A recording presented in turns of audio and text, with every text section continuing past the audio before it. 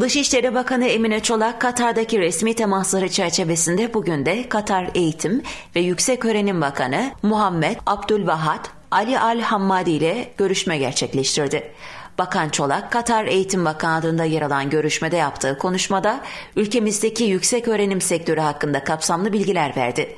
Bakan Çolak, iki ülke üniversiteleri arasında işbirliğini geliştirmeyi ve daha fazla Katarlı öğrenci ülkemizde görmeyi arzuladığını söyledi.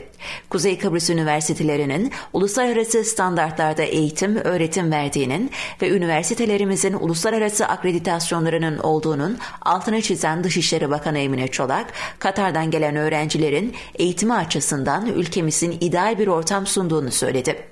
Bakan Hammadi ise Bakan Çolak'ın ziyaretinden duyduğu memnuniyeti dile getirerek iki ülke üniversitelerinin işbirliği içinde olmalarının çok yararlı olacağını belirtti.